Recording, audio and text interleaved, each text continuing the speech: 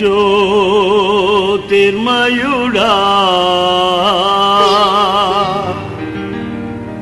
నా ప్రాణప్రియుడా స్తుతి మహిమలు నీకే స్తుతి మహిమలు నీకే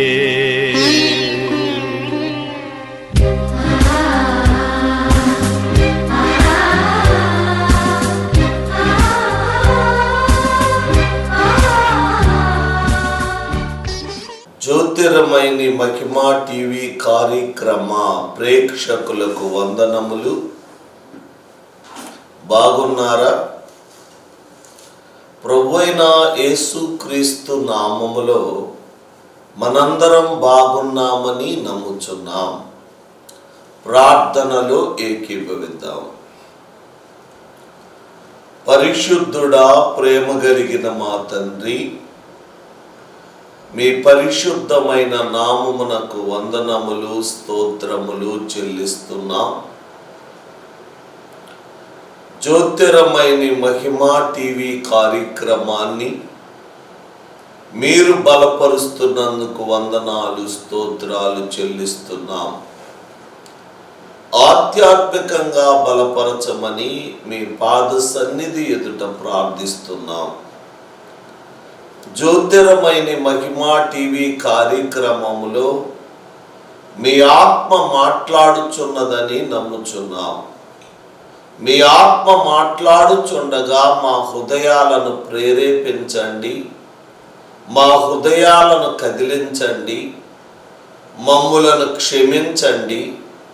మీ పరిశుద్ధాత్మ ద్వారా మాకు రక్షణ అనుగ్రహించమని యేసు అతి పరిశుద్ధ నామములో అడిగి వేడుకొని ప్రార్థిస్తున్నాము తండ్రి, ఆమేన్.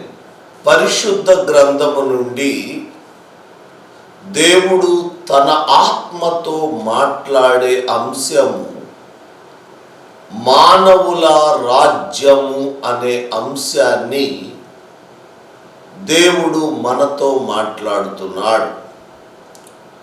మానవుల రాజ్యము ఎక్కడ ఉన్నది,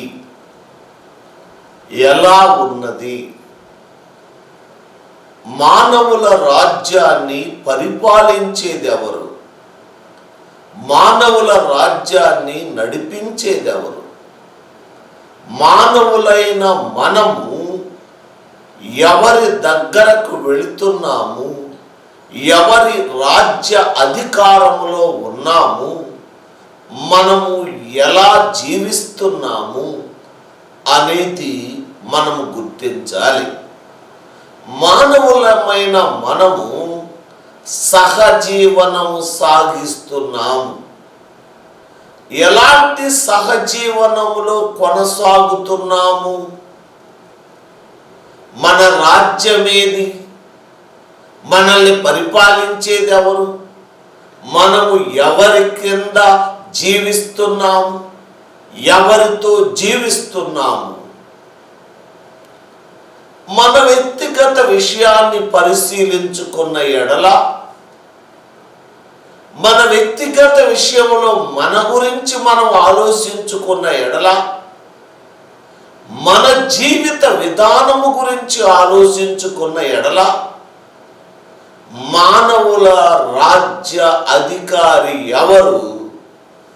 నీ పని భారము నిమిత్తము, నీ ఆరోగ్య స్థితిగతుల నిమిత్తము, నీ అవసరాల నిమిత్తము మానవులుగా మనము మన రాజ్యము ఎక్కడ ఉన్నది, ఎలా ఉన్నది, ఎవరిని మనము అనుసరించి వెళుతున్నాము, మనము గ్రహించాలని పరిశుద్ధ గ్రంథము ద్వారా మనము తెలుసుకోగలుగుతున్నాం.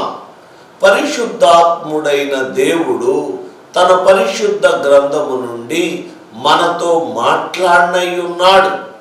దానియేలు గ్రంథం 4వ అధ్యాయం 17వ వచనాన్ని మనం చూద్దాం. ఈ ఆజ్ఞ జాగరూకులకు దేవదూతల ప్రకటన అనుసరించి జరుగును. నిర్ణయమైన పరిశుద్ధుల ప్రకటన అనుసరించి సంభవించును. మహోన్నతుడకు దేవుడు మానవుల రాజ్యముపైని అధికారి అయ్యుండి తానెవరికి అనుగ్రహింప నిశ్చయించునో వారికి అనుగ్రహించుననియు ఆయా రాజ్యము పైన అత్యల్ప మనుషులను ఆయన నియమించుచున్నాడనియు మనుషులందరూ తెలుసుకున్నట్లు ఇలాగూ జరుగును. చూడండి, ఇక్కడ ఈ ఆజ్ఞ దేవదూతల ప్రకటన ద్వారా జరుగుతుంది. మానవుల రాజ్యానికి అధికారి యేసు ప్రభు అయి ఉన్నాడు. అంటే పరిశుద్ధ గ్రంథములో మానవుల రాజ్యము, మానవుల రాజ్య అధికారులను నియమించువారు సర్వలోక సృష్టికర్త సర్వాంతరమై అయ్యున్నాడు. ప్రియమైన దేవుని బిడ్డలారా,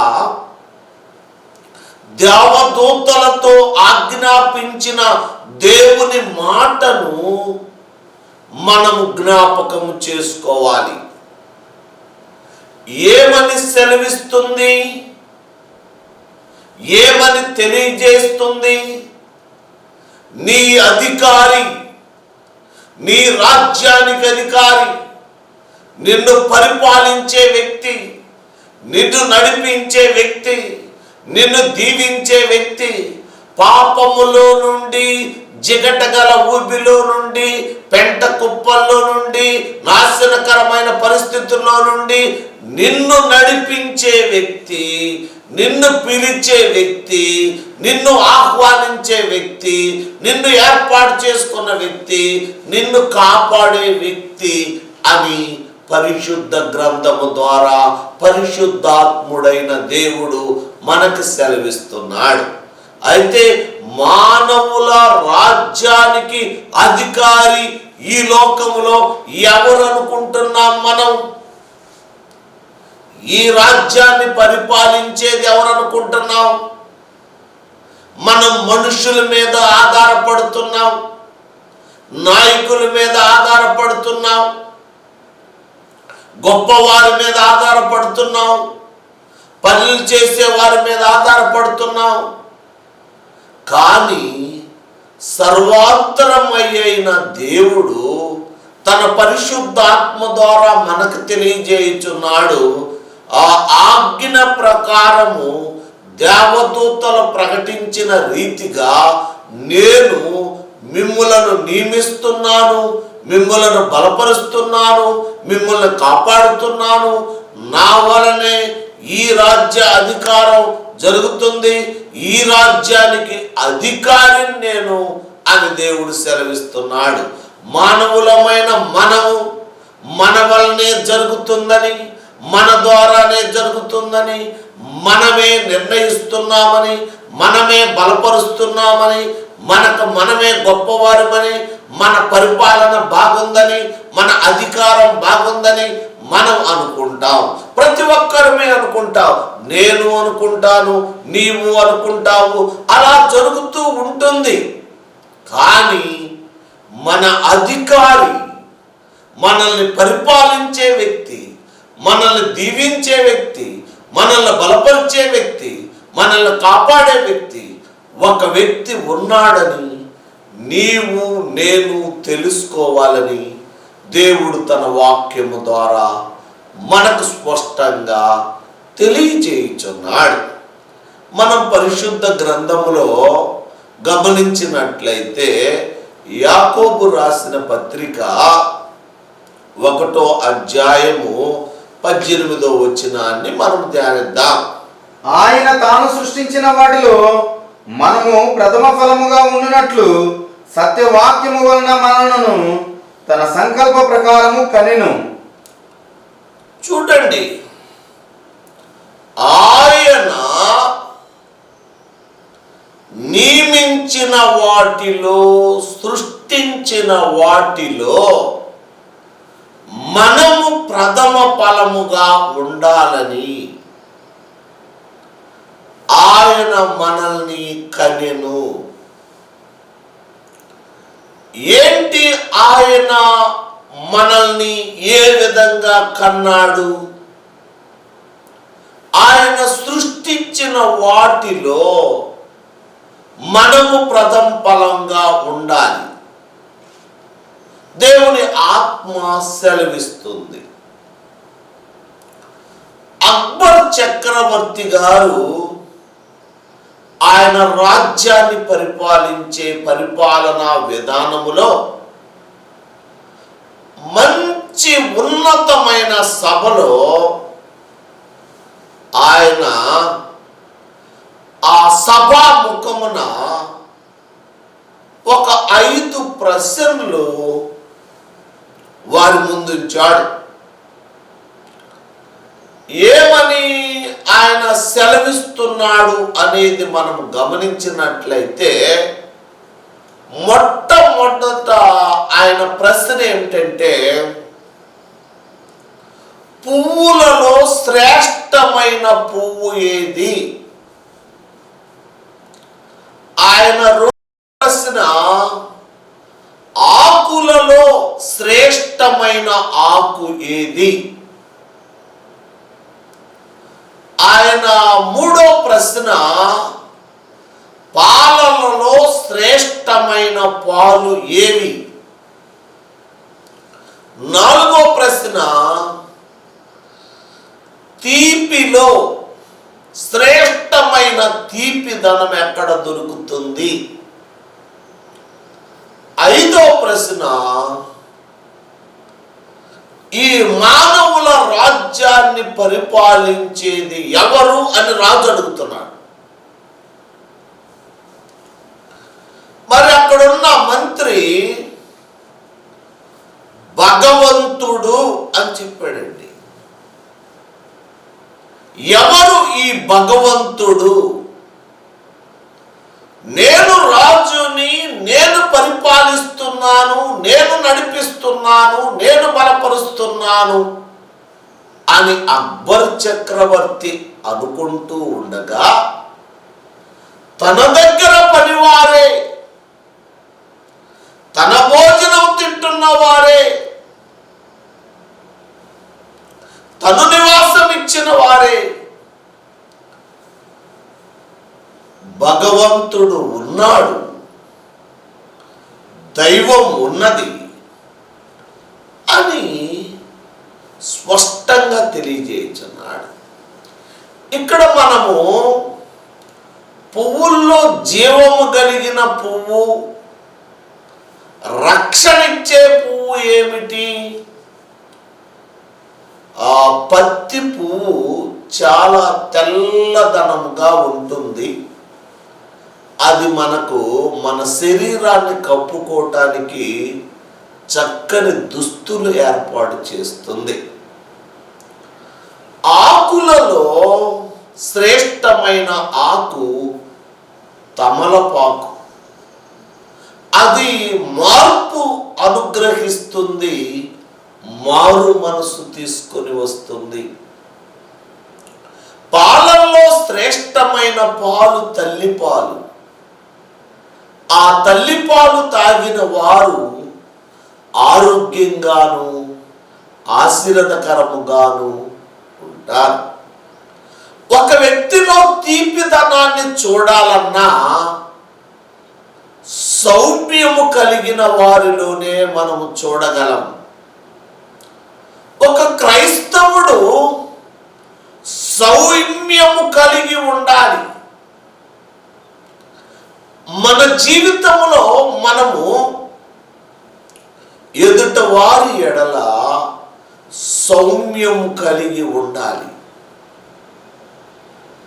మరి అక్బర్ చక్రవర్తి అడిగినట్లు తన పనివారిని అడిగాడు. ఏమని అడిగాడు? గొప్ప రాజు ఎవరు అని. బైబిల్లో మనం చూస్తే గొప్ప రాజును మనం చూస్తున్నాం. ఎవరాయన? ఎలా ఉంటాడు? ఈ మానవుల రాజ్య అధికారి ఎలా ఉంటాడు? మనం చూద్దాం. 1 తిమోతి 6:15 మనం ధ్యానిద్దాం.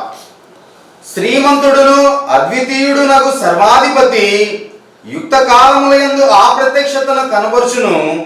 ఆ సర్వాధిపతి రాజులకు రాజును ప్రభువులకు ప్రభువునై ఉన్నాడు. ఇక్కడ మనము దేవుని వాక్యాన్ని చదివాం. దీనిలో శ్రీమంతుడను అద్వితీయుడను సర్వాధికారియు ఆయనే మానవుల రాజ్యానికి ప్రత్యక్షమవుతున్నాడు అని చెప్తుంది బైబిల్. శ్రీమంతుడు, అద్వితీయుడు, సర్వ అధికారి, యుగ యుగములకు రాజులకి రాజు యేసు ప్రభు. ఆయన ప్రత్యక్షమవబోచున్నాడు. మానవులను రాజ్యాలను పరిపాలించుటకు సంసిద్ధమై ఉన్నాడు. ఆయన స్వాధీనములోకి సంపూర్ణంగా నీవు నేను మారు మనసు పొంది ఆయన రాజ్యములోకి వెళ్ళాలి అని ఆసక్తితో ఉన్నాడు. మన శ్రీమంతుడు, మన అద్వితీయుడు, మన సర్వ అధికారి. ఈరోజు నీ అధికారి ఎవరు? యేసుక్రీస్తు దేవుడని, ఆయన గొప్ప రాజని, రాజులకు రాజని, ప్రభువులకు ప్రభు అని గుర్తించాలి, తెలుసుకోవాలి అని దేవుని వాక్యము మనకి స్పష్టంగా తెలియజేయుచున్నది. దేవుని వాక్యం మనకి తెలియజేయుచున్నది.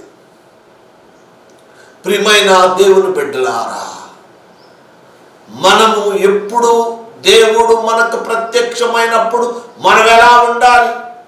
మారు మనసు పొంది పాప క్షమాపణ నిమిత్తమై బాప్తిసం తీసుకొని రక్షణ మనము ఎరిగి దేవదూతల ఆజ్ఞాపించిన ప్రకారం మనము శ్రీమంతుడైన సర్వ అధికారి అయిన ఆయన చేతిలో మనము, ఆయన పాద సన్నిధి ఎదుట మనము, ఆయన సన్నిధిలో మనము ఆధ్యాత్మికమైన జీవితాన్ని కొనసాగించాలని దేవుడు తన వాక్యము ద్వారా మనకు తెలియజేయుచున్నాడు. పరిశుద్ధ గ్రంథములో మన దేవుడు గొప్ప దేవుడు అని ఇర్మియా గ్రంథం 10వ అధ్యాయం 10వ వచనములో పరిశుద్ధ గ్రంథం మనకు తేటగా తెలియజేయుచున్నది. యెహోవాయే నిజమైన దేవుడు, ఆయనే జీవము గల దేవుడు, సదాకాలము ఆయనే రాజు. ఆయన ఉగ్రతకు భూమి కంపించును, జనములు ఆయన కోపమును సహింపలేవు. యెహోవాయే నిజమైన దేవుడు, ఆయన మనకు గొప్ప దేవుడు. ఆయన ప్రత్యక్షమైనప్పుడు నీ మీద నా మీద కోపించకూడదు. ఆయన నిజమైన దేవుడు, ఆయన గొప్ప రక్షకుడు. ఆయన ఈ లోకములో, ఈ మానవుల రాజ్యములో చాలా మంది ఆ దేవుళ్ళు అనుకుంటున్న వారందరికంటే గొప్ప దేవుడు అండి. గొప్ప దేవుడు అంటే సౌమ్యము కలిగిన వ్యక్తి. ఆయనలో సత్యం ఉన్నది, ఆయనలో నీతి ఉన్నది, ఆయన ఏర్పాటులు బలమైనవి, ఆయన అధికారము నీతి న్యాయములు కలిగినది. నిజమైన దేవుడు, సత్యమైన దేవుడు, పరిశుద్ధుడైన దేవుడు, పవిత్రుడైన దేవుడు, నమ్మకమైన దేవుడు, ఆయన గొప్ప మహిమ కలిగిన వ్యక్తి అని మనం ఇక్కడ చూడగలుగుతున్నాం. మనం గ్రహించినట్లయితే ఆయన సత్యమందు మనల్ని కనెను, సత్యమందు మనల్ని ఈ మానవుల రాజ్యానికి ఏర్పాటు చేసుకొనెను. అపోస్తుడైన పౌలు ఒక మాటను మనకు తెలియజేస్తాడు. శారీరక సంబంధముగా నా తల్లి తండ్రి నన్ను కన్నారు, కానీ ఆధ్యాత్మికంగా కనిన దేవుడు యెహోవాయే. ఆయనే నన్ను కన్నాడు, ఆయన ద్వారానే నేను జన్మించాను, ఆయన ద్వారానే నేను పుట్టాను, ఆయన ద్వారానే నేను మరణిస్తాను, ఆయన ద్వారానే నేను మరి నిత్య జీవమును పొందగలను, నిత్య జీవమును పొందగలను అని పౌలు గారు చాలా చక్కని సాక్ష్యాన్ని మన ముందుంచాడు. అయితే మనము కూడా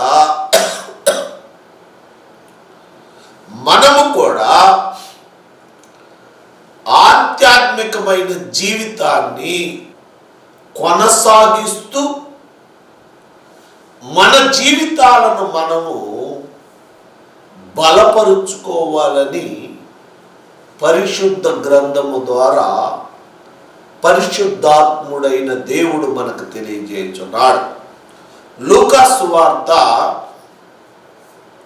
1వ అధ్యాయము 33వ వచనాన్ని మనము ధ్యానిద్దాం.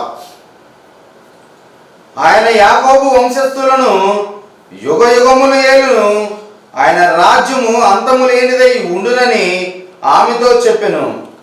చూడండి, యాకోబు వంశస్థులను యుగ యుగములు ఏలు, ఆయన రాజ్యానికి అంతము లేదు.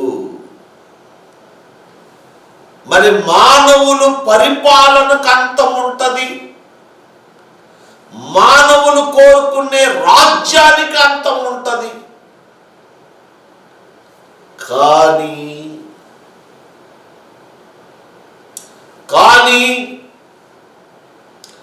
దేవుని రాజ్యానికి అంతము ఉండదు. నీ వంశస్థులకు ఆయన యుగ యుగములు తోడుగా ఉంటాడు. ఎప్పుడు నీవు నేను మారు మనసు పొందినప్పుడు,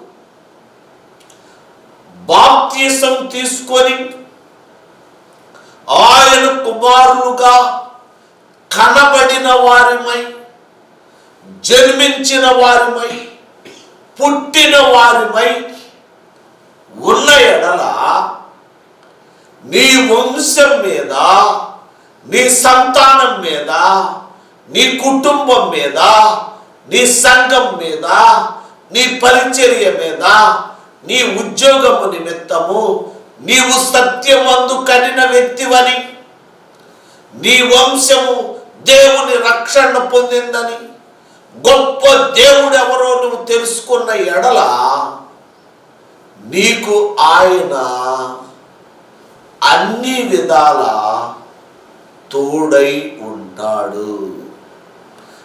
ఆయన మనల్ని అంతము లేని వారిగా, హద్దు లేని వారిగా ఆశీర్వదిస్తాడండి. ఆయనలో ఉన్న వారికి ఆశీర్వాదాలకు హద్దు ఉండదు, ఆయనలో ఉన్న వారికి అంతం ఉండదు. ఈ రాజ్యవంతమైన పరలోక రాజ్యానికి మనకి స్థానము దేవుడు ఏర్పాటు చేస్తున్నాడు. ఈ రాజ్యము కొరకు ప్రయాసపడుతున్న మనము, ఈ రాజ్యము కొరకు వేదన పడుతున్న మనము, ఈ రాజ్యము కొరకు కష్టపడుతున్న మనము, ఈ రాజ్యం అంతమైపోవచ్చున్నది. కానీ దేవుని వంశస్థులకి, దేవుని కుమారులకి, దేవుని కుమార్తెలకు అంతము లేదు. దేవుడు వాగ్దానము చేయించున్నాడు, నీ వంశానికి అంతము లేదు. మానవుల రాజ్యానికి అధికారి శ్రీమంతుడై ఉన్నాడు, అద్వితీయుడై ఉన్నాడు, సర్వాధికారి అయి ఉన్నాడు. ప్రకటన గ్రంథం 19వ అధ్యాయం 16వ వచనం. రాజులకు రాజును ప్రభువులకు ప్రభువును అను నామము ఆయన వస్త్రము మీదను తొడ మీదను వ్రాయబడి ఉన్నది. రాజులకు రాజును, ప్రభువులకు ప్రభువును అని ఆయన వస్త్రం మీద, ఆయన తొడ మీద రాయబడి ఉన్నది. ఈరోజు గొప్ప రాజు ఎవరు? శ్రేష్టమైన, సజీవమైన, ఉన్నతమైన, నిజమైన భగవంతుడు, శ్రీమంతుడు, అద్వితీయుడు, సర్వ అధికారి మన దేవుడు. ఆయన మనల్ని ఆశీర్వదిస్తాడు. ఆయనలో మనము జీవిద్దాం, ఆయనతో మనం ఏకమై ఉందాం. ఆయన ద్వారా, ఆయన ప్రత్యక్షత కొరకు, ఆయన రాకడ కొరకు, ఆయన రాజ్యము కొరకు మనం ఎదురు చూద్దాం. దేవుడు తన వాక్యాన్ని దీవించునుగాక. విన్నందుకు మీ అందరికీ వందనాలు. ప్రార్థనలో ఏకీభవిద్దాం. పరిశుద్ధుడా, నీతిమంతుడా, స్తోత్రాలు కూడా మహిమ కలిగిన మా దేవా, శ్రీమంతుడా, అద్వితీయుడా, సర్వాధికారి, నీవు గొప్ప దేవుడవని, నిజమైన దేవుడవని మేము నమ్మి ఉన్నాము ప్రభువా.